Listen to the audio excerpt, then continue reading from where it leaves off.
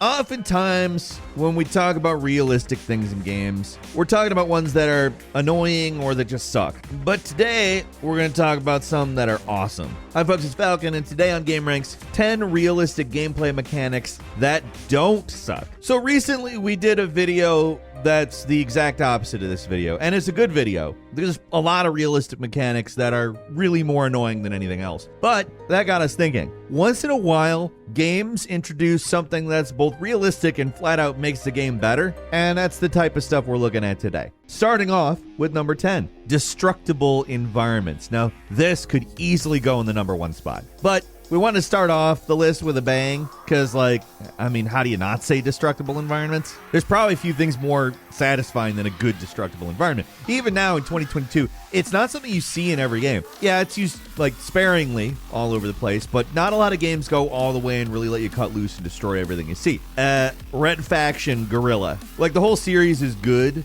but Guerrilla is great. You can go destroy an entire building with just a hammer and some explosives. And while you might not really be able to destroy a building with a hammer, that's not necessarily super realistic. It's more realistic than not being able to destroy a building at all. It's not just for show either. You can smash through walls to get the drop on enemies. You can take out sniper towers by just blowing up the supports and collapsing them. You can take out cover. You want to completely end something, take out a building that just lands on an entire squadron of enemies. The destruction really adds a layer of strategy to those games. Again, particularly Guerrilla. The Battlefield series is pretty similar. Not every game lets you destroy buildings, but when it does, it's great. Especially in Bad Company 2, where getting rid of campers is as simple as blowing up the building they're in. Probably the best example, tear down. The entire game is about creating the most efficient route through a level, so you can steal something and get out before you get caught by police.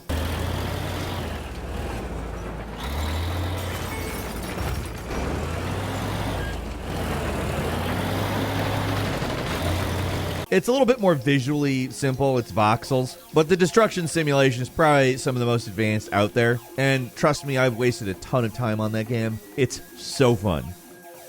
And number 9 is last known position mechanics. One of the more frustrating things about old stealth games is that you get caught by a dude and suddenly every single guy with a gun knew exactly where you were at all times. All the enemies are just somehow connected by a psychic link or something. It doesn't make any sense. I mean, obviously it's just simple AI, but it's not realistic. It also made sneaking in games all or nothing, which meant that most people would just unload the entire ammo cache the second they got caught. Eventually AI started to improve and they made it so enemies were a little less psychic. But I think the game that really codified the whole last known position mechanic was Splinter Cell Conviction. With that game and pretty much every other game that followed, they made it so that when an enemy loses sight of you, your last known position appears, telling you where the enemies last saw you. Now, instead of just giving up or randomly searching, enemies try to investigate the spot they last saw you, and that gives you the opportunity to flank them. It's kind of a simple sounding mechanic at very least, but it's pretty essential for stealth games. It shows up in pretty much every single one now, from Sniper Elite to Hitman to Metal Gear Solid 5 to Mark of the Ninja. Taking advantage of this mechanic is almost essential in The Last of Us games too, where getting in a straight firefight often is it's just death on harder difficulties.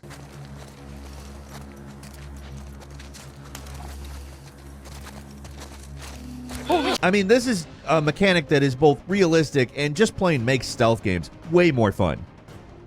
And number 8 is fire that actually spreads. If there is one thing that is almost as fun as blowing up a building, it is watching that building burn down. Now, fire shows up constantly in games, but rarely does it behave in any way that could be considered realistic. Most of the time you start a fire in games is a burning spot that eventually times out, right?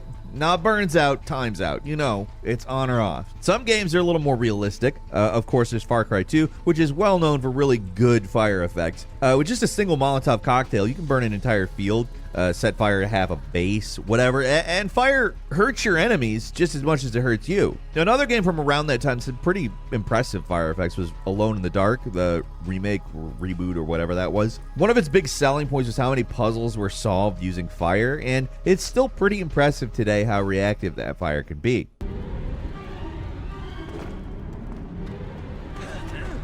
You didn't think I was just going to mention Teardown once on this list, did you? It is a game that has some pretty impressive destruction effects, but its fire effects are actually jaw-dropping. It's entirely procedural. Fire spreads, damages buildings in a super realistic way, and it generates this intense amount of smoke that, honestly, it's beyond satisfying. Like destruction, fire is actually a really important mechanic in the game because, yes, it can be useful for destruction, but a lot of buildings also have fire alarms that go off if they detect too much fire smoke. It's just a ton of fun when games let you indulge your inner firebug.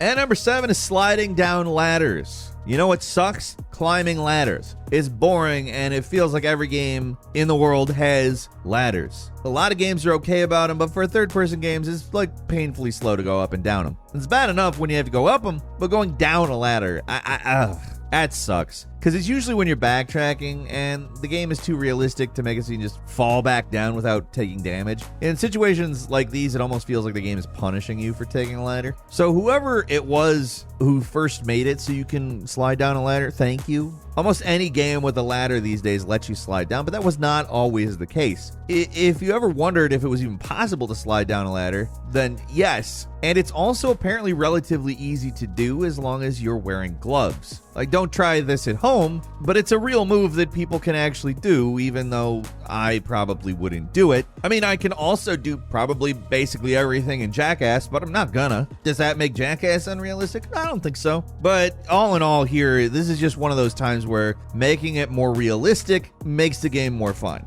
A lot of the time, people think of realistic mechanics as slow or annoying, but this one kind of goes to show you that's not always the case. Sliding down a ladder, well, maybe not something you would actually do in real life, is something I have to imagine like a firefighter would do. And number 6 is aiming down sights. This is just a fundamental part of basically every shooter now. It's kind of easy to forget that it's not something that was just always a part of first-person shooters. Like, you know what I'm talking about here. In pretty much every FPS, you can either shoot from the hip or aim down sights so that your shots are more accurate, but the downside is, like, you get a more narrow field of view. Sometimes it even blurs, like, the background so that the only part you can see through is the scope, depending on what kind of gun it is. I know some other games had it before this one, but it didn't really become mainstream in FPS games until the original Call of Duty in 2003. Like, we often talk about how GoldenEye was such a innovative and incredible game, but if you remember the aiming system in that game, it's kind of absurd. And unless an FPS is just trying to be intentionally retro, it's gonna have aim down sights nowadays. That's pretty much how ubiquitous the mechanic is. And for the most part, I don't mind. I think it adds like another layer of strategy to how you decide to shoot, and I like that. I think it makes it much more interesting. And also, having aim down sights, in other words, having 2 levels of difficulty to shooting makes shooting from the hip accurately and succeeding in what you're trying to do without aiming down sights that much more satisfying. And number 5, map updating. So this one's really specific. It's when the protagonist makes a note on the map for you. Like the primary example I can think of for this one is Silent Hill, because it's kind of rare that this one shows up. But like the Silent Hill example, you explore the environment and the map actually changes. And I'm not talking about like the Fog of War reveal. That's pretty common in games. I mean, the map, which is a physical object in the character's inventory, has like lines and notes written on it as you explore around. Like your character marks hallways and passages that are inaccessible, doors that are blocked, marks down spots that are important, and like adds little clues for certain puzzles, like the thoughts that the protagonist is having. It's realistic because, seriously, why wouldn't someone keep notes on a map if they had one, especially in this situation? And it's a helpful mechanic because it makes the game quite a bit easier to explore these environments, as it saves you the trouble of having to take all these notes yourself. Which, hey, you could do. You probably thought of this already, but the Uncharted games have a similar kind of mechanic where Drake keeps a notebook, and when you come across a new puzzle, he jots everything down from the room. Sometimes you actually see him do it like in a cutscene or what have you, and I think that's kind of to remind you that it happens. But sometimes these notes just make solving the puzzle a little easier. That said, it's not all the time. Sometimes you actually have to look at these notes. They are essential to solving the puzzle. But either way, it's a nice little realistic addition. The ancient puzzles that somehow still work, mechanically speaking, after being hundreds of years old or whatever, that's not maybe super realistic, but the note-taking part certainly is. And number 4, realistic loot mechanics. Don't you hate it when you play in an RPG or something, you kill a guy in cool armor and a sweet sword, and you can't take any of it?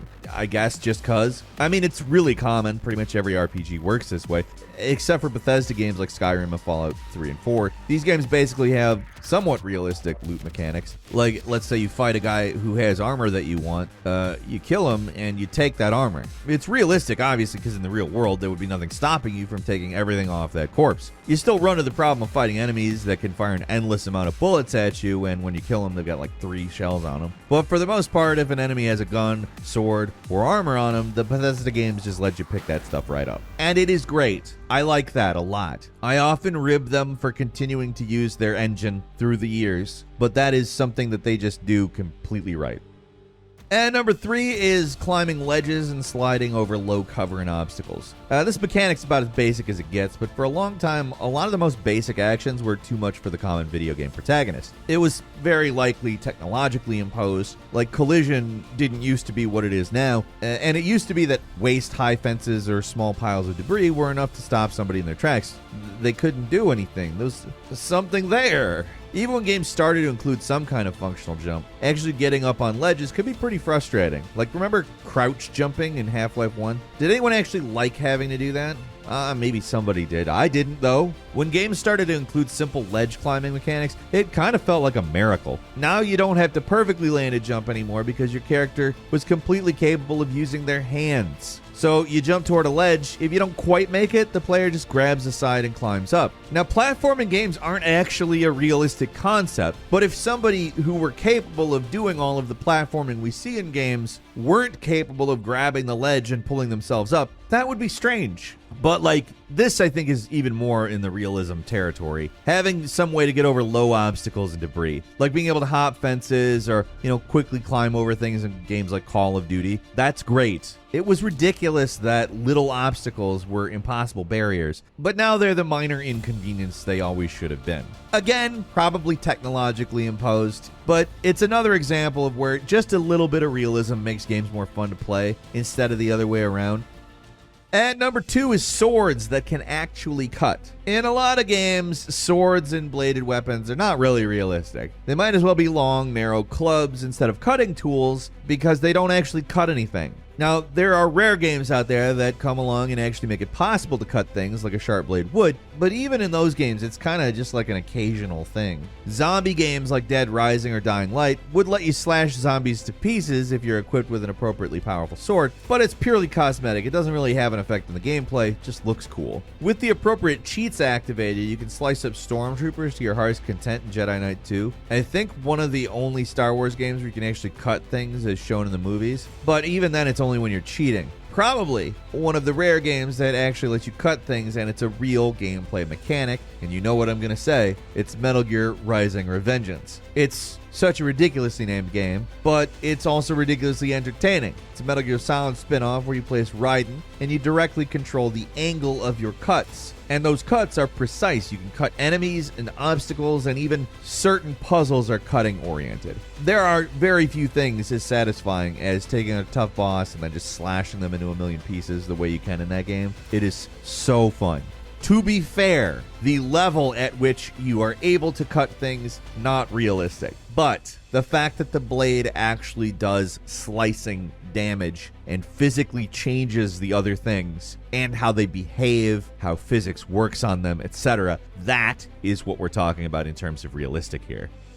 And finally, at number 1, physics. I just mentioned it in the previous point, but it doesn't get more realistic than just having the fundamental nature of matter and energy. Like in video games, physics kind of boils down to anything that can fall down realistically in a procedural way. Environmental destruction and the ragdoll effect, that type of stuff, it's all physics. It's a graphical effect, but it's also a mechanic in a lot of games. Like, go way back to Half-Life 2, where a lot of the puzzles are solved by moving around objects or sliding things down ledges. Grand Theft Auto 4 and Red Dead Redemption use the Euphoria physics engine, so you could do some pretty impressive stuff like cause enemies to get knocked off balance after getting shot. Or hell, games like The Outer Wilds have some pretty realistic physics systems as well, so just flying through space can be pretty dangerous because too much momentum will literally kill you. My personal favorite use of physics as a mechanic is probably one of the most basic though, the kick. Giving an enemy a kick and sending him flying off a ledge just never gets old. Physics simulations are everywhere in video games these days. They're realistic, or at least more realistic than not having a physics simulation, but for the most part, they're fantastic. A quick bonus for you, maybe a little less intense than everything else on the list though, is animal petting. Because seriously, the fact that you couldn't pet a cat or a dog in a game that included them just wasn't realistic. It doesn't add a whole lot to the game, and it's barely a mechanic, but it just feels right, and any game that actually lets you pet the animals feels more immersive as a result. And that's all for today. Leave us a comment, let us know what you think. If you like this video, click like. If you're not subscribed, now's a great time to do so. We upload brand new videos every day of the week. Best way to see them first is, of course, a subscription, so click subscribe. Don't forget to enable notifications, and as always, we thank you very much for watching this video. I'm Falcon. You can follow me on Twitter, Falcon the Hero. We'll see you next time right here on GameRanx.